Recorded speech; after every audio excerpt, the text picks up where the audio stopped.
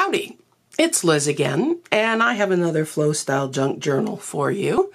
This one is a junk journal that is designed for you to take apart and completely reuse the pieces in your own crafts or artwork, your junk journal, whatever you like.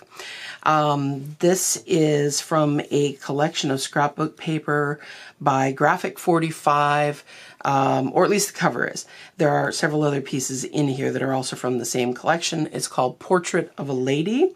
It's in shades of sort of a vintage brown and peach and sort of foresty green. The cover is made from double-sided scrapbook paper from this collection.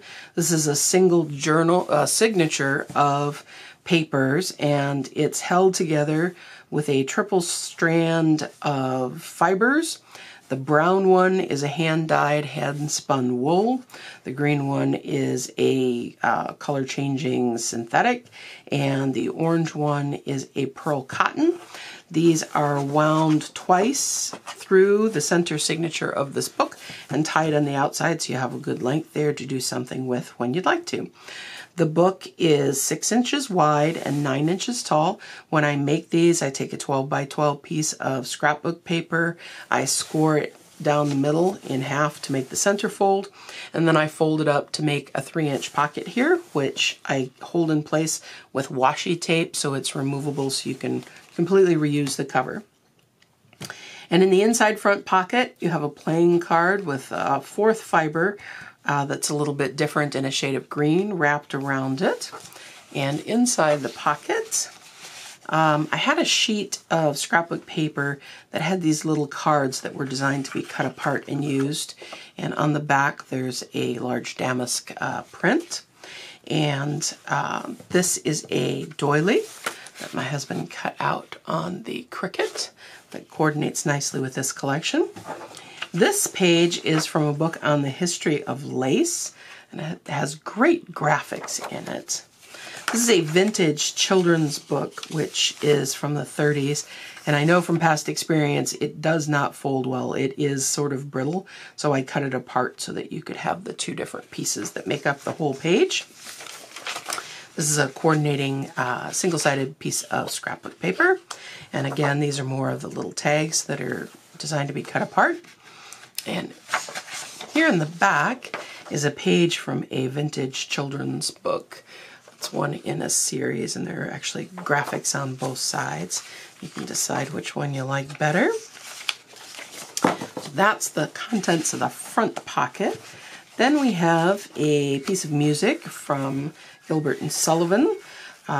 Some sheet music is kind of boring. Gilbert and Sullivan tends to be exciting because they played it up. How about that? This is from an old book of receipts that I have. Every other page is perforated. These you'll need to cut apart. And I don't know why they did that. Maybe the perforated ones were intended to be torn out, and these are the ones that you kept for your records. These are quite old. This is a piece of gridded paper. These are stamped, and they're attached to a double-sided piece of scrapbook paper that is not from the Portrait of the Lady collection. This is a copy of a book in Polish that I have that I quite like. These are 2 pages from a book from the 20s that, as you can see, has a lot of pages. This is page 1803. And it had some lovely age on it. This is from a book on birds that had great pictures. There's a book called St. Elmo, which is from the 1800s. And this is from a book called Victoria that has these cute little pictures and things in the corner. This is a Spanish book, which has wonderful age on it. This is a copy from a ledger that I got on a buying trip with my husband earlier this year. It's from 1915, and it's from a tailor shop. And these are all orders for suits and coats and pants. This is a stamped image. This is a double-sided piece of cardstock behind it, and then there's a bigger one that it's attached to. This is a reproduction of an old Sears Roebuck catalog, and I have two copies. One never saw the light of day, apparently, and this one got all kinds of color. It probably looks as good as the original. This is a book in French that I put a doily on and sprayed through with my alcohol inks. It's quite a nice effect. This is a book from the 50s, which I believe is an Eastern Star book called Leaves of Gold. This is an order form from a tire store to reorder inventory. This is a book from the 70s that is very like newsprint, and it is a train schedule for Europe. And these are the trains from Moscow to Berlin to Hanover. This is from a hymnal. This is another stamped image, and here's another piece from the Portrait of a Lady collection. They all have a tone-on-tone print on the back as well. This is another double-sided piece of that heavyweight scrapbook paper cardstock. And we've made it to the middle where there are two envelopes taped together here in the center.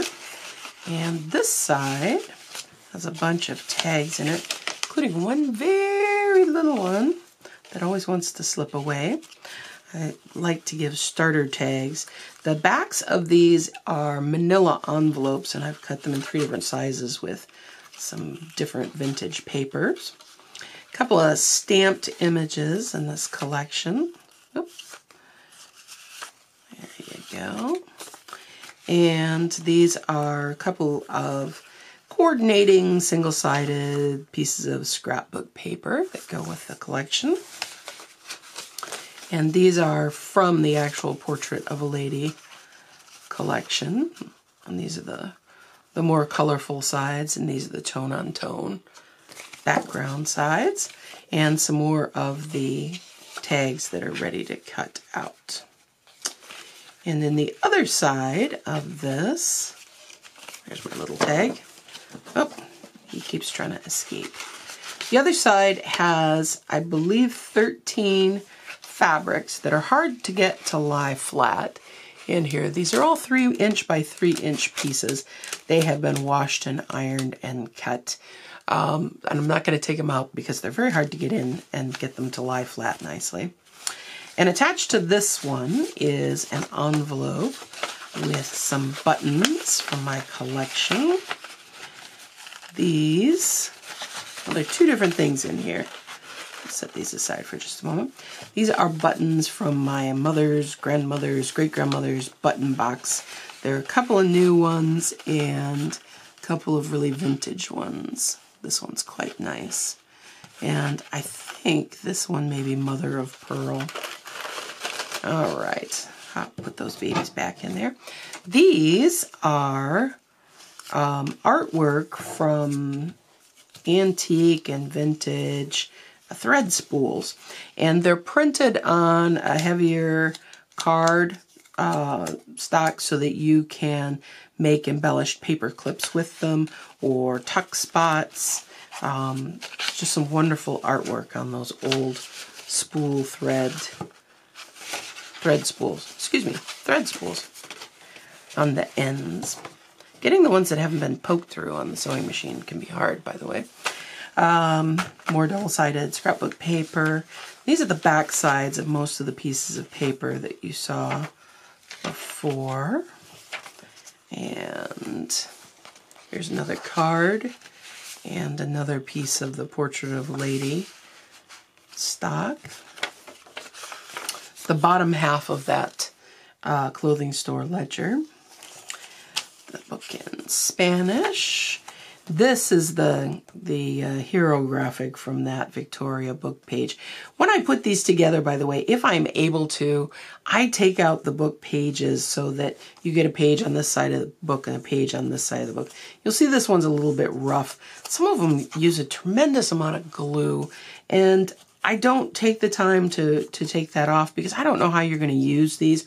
You may just cut it right down here and I don't have to worry about it. All right, the St. Elmo book on birds. And this is another stamped image, one of my absolute favorite stamps And there you go at the back pocket. There is a fifth and different kind of textile there. It's a variegated color, and there's some shiny stuff in it too. Then we have the cards, another portrait of a lady. This is a wonderful artwork piece by Morris So, and on the back there is Moreau. It's from a little book that I have of artwork, which I just love. Cardstock.